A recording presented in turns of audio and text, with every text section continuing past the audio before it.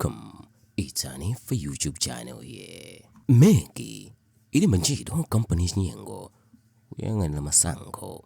Kampani imene bungwe loyang'anira masankho mdziko muno la Malawi Electoral Commission MEC yasankha kuti idzayendetse ndikuyang'anira masankho amchaka cha mawa ilibe mbiri yabwino ku mayiko amene agwira ku ntchito.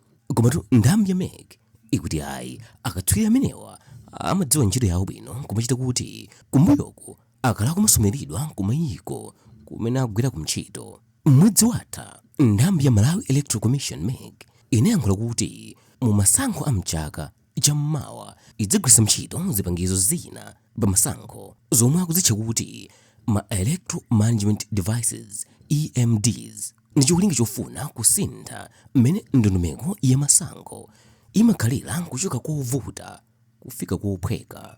Nthambi inagula zipangizo zimenezi kuchokera ku kampani ya Smartmatic ya mdziko la Netherlands imene likulu lake lili mdziko la America.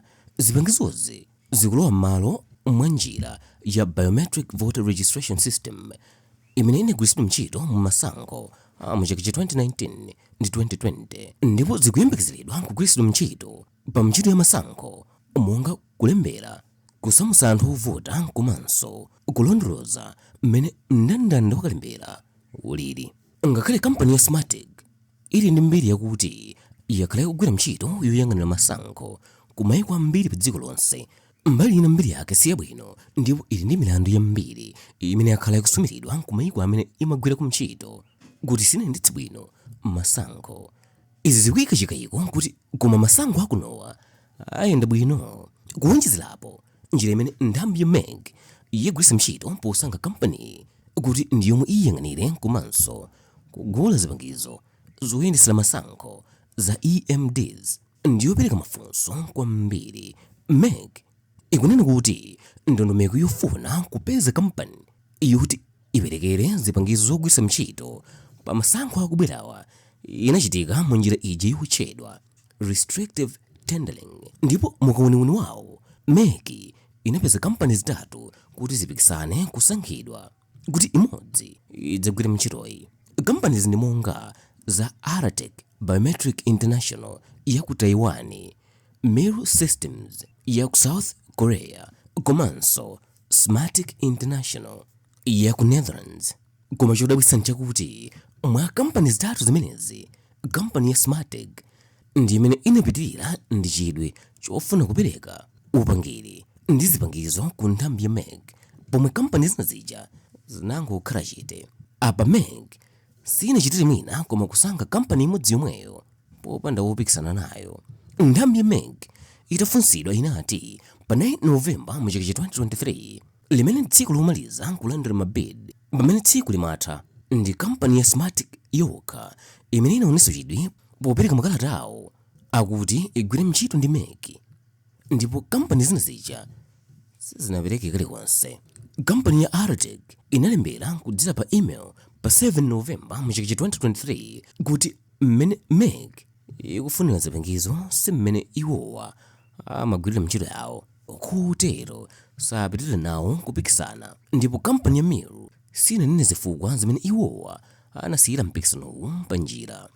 Atafunsidwa, mkulu woona malonda kumeneko Samuel Wu anakana kuyankhulapo kanthu popeza iwowa samangoyankhula zilizonse kwa atolankhani. Section 37 ya malamulo ogulira katundu ku boma ya Public Procurement and Disposal of Assets Act ya 2017 amanena kuti njira imene MEC inagwiritsa ntchito pofuna kupeza kampani ya Smartmatic ya restricted tendering imayenera kuchitika pokhapokha katundu wake akupezeka wochepa. Katswiri wina wapa zogula ndi kugulitsa katundu mboma ndipo mkuluyu anatipempha kuti asatchulidwe dzina. Anayika pa mlomo pa nkhani ponena kuti zimene yachita bungwe la MEC zikuonetsa kuti yaphwanya malamulo mdziko muno. Poyamba iyeyo anati pongosankha mndandanda wa kampani zitatu zokha kunawayika iwowa posakhala bwino popeza kampani zina ziwirizi zinati sizipitirira ndi mpikisanowo. Iyeyo anati ndondomeko imanena kuti pa mpikisano ngati umenewu pamayenera payikidwe kampani zokwana zisanu ndi ziwiri kapena zitatu 8 popo kuti ena akati sapitirira nawo pakhalebe kampani zingapo zimene zikupikisana. Iye anawonjezeranso kunena kuti pongoyisankha Smartmatic kuti ndi imene iperekere katundu wa masankho, ndiye kuti nthambi ya MEC inagwiritsa ntchito njira ija ya single sourcing imene ikuphwanya malamulo malingana ndi kukula kwa ntchito imene kampaniyo ikuperekera. Iyeyo anati kampani ziwiri zija zidalengeza kuti sizikwanitsa bungwe la MEC limene liyambilenso ndondomeko yonse ndi kuyitana kampani zina kuti zipikisane nawo, komatu nthambi ya MEC kudzera kwa ofalitsa nkhani wake asangwani mafuliro akana izi ponena kuti kampani ya Smartmatic inalembedwa ntchitoyi kauniuni uja mchingerezi amachita kuti due diligence, adachitika zomwe mwadzina ndi kuyendera maofesi awo ndi mafactory ya kampaniyo ku Taiwan, zimene zinachitika kuchokera pa 25 January mpaka pa 2 February mchaka cha 2024. Amafuliro anati izi zinachitika motsata ndondomeko zonse zakagulidwa katundu mboma, ndipo PPDA inawavumera kupitirira ndi ndondomekoyo pa 23 February mchaka cha 2024. Pofika pa 29 February mchaka cha 2024 nthambi ya ACB inawalola kupitirira ndi ndondomekoyo, ndipo boma la dziko lino kudzera ku Government Contracting Unit inavomereza mgwirizanowo pa 7 March mchaka cha 2024.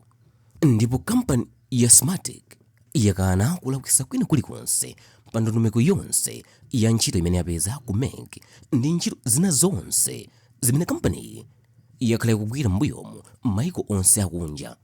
Samira Saba amene ndi wofalitsa nkhani kumeneko anayikira kumbuyo kampani ponena kuti kagwiridwe kawo ka ntchito mayiko ambiri ndi malipoti amene oyang'anira masankho amatulutsa.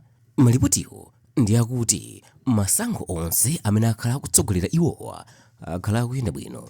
Iwo akuti agwira pa ntchito ndi mabungwe oyang'anira masankho monga Akata Center, Organization of American States komanso bungwe la European Union. Ichichi ndi chisonyezo chakuti amatha kugwira ntchito yawo bwino mwaukadaulo. Ku dziko la Venezuela ubale wa kampani ya Smartmatic ndi utsogoleri wa mtsogoleri wa dzikolo Nicolas Maduro wakhala ukukhumudwitsa anthu. Kampani imene inayambisidwa kuchokera mdzikolo yakhala ikumanena kuti yathandizira mtsogoleri wa dzikolo kupambana masankho angapo chimodzimodzinso ku dziko la Philippines. Goma kampani yakhala ikusumiridwa kangapo konse kuti ikukhudzidwa ndi katangale. Pa 29 November mchaka cha 2023 bungwe loyendetsa masankho la mdzikolo la COMELEC linagamula kuti kampani isazakhudzidwenso ndi masankho aliwonse kutsatira kuti anayi mwa akuluakulu ake a kampani ya Smartmatic anaganizira kuti anapereka ziphuphu kwa mkulu wakale wa bungwe loyendetsa masankho mdzikolo la COMELEC. Nthambi ya zachilungamo ya mdziko la United States linasomera milandu yozembetsa ndalama kwa mkulu wakale wa bungwe loyendetsa masankho mdziko la Philippines Andres Bautista mu mwezi wa Septemba. Malingana ndi malipotiwo, akuluakulu anayi a kampani ya Smartmatic anayesera kutumiza ndalama zokwana $4 million kwa akaunti ya Bautista apa nkuti kampani itapatsidwa ntchito ya ndalama zokwana $199 million yoperekera makina ovotera okwana 94,000 pa masankho a mchaka cha 2016, ndipo Bautista anawukana mlandu. Komatu mu mwezi wa August mchaka cha 2024 boma la United States of America linasoma kuti akuluakulu a kampani ya Smartmatic kuphatikizapo mwini wake Roger Penate anapereka ndalama zokwana $1 million ngati ziphuphu kwa mkulu wa bungwe loyang'anira masankho ku Philippines. Posachedwapa kampani yomweyi inadandaulidwa ku dziko la Kenya pamene mtsogoleri wotsutsa Raila Odinga anayedzera kuti inathandizira kubera masankho mchaka cha 2022. Odinga anati bungwe loyang'anira masankho ku dziko limeneli linasankha dala kampani ya Smartmatic ndi cholinga chakuti ithandizire kuberako. Odinga anayankhula kuti njira yotumizira zotsatira kulikulu la bungwe loyang'anira masankho inapangidwa kuti ikomere William Ruto. Kampani inakana kuti anthu apadera aone mkati mwa system yawo ya masankho, ponena kuti kutera kukhala kusokoneza kagwiridwe kawo ka ntchito popeza sipakhala chitetezo china chilichonse. Kuwonjezerapo apolisi mdzikolo anamanga ogwira ntchito atatu amene anali ndi zipangizo za masankho, koma zinalibe choonetsa chilichonse kuti ndi zabungwe loyang'anira masankho kumeneko.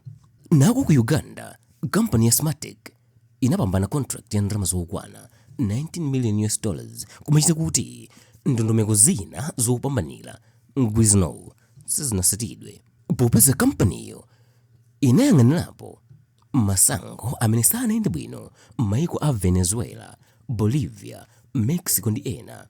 Komatu Asamira Saba, amene ndi mneneri wa kampani ija, anati kampani yawo yakhala ikugwira ntchito ku mayiko osiyanasiyana opitilira 35 monga ku Belgium, United States of America, ku United Kingdom, inde kwa kwini, ku Bulgaria, Norway, Albania, Estonia, Brazil komanso ku Australia.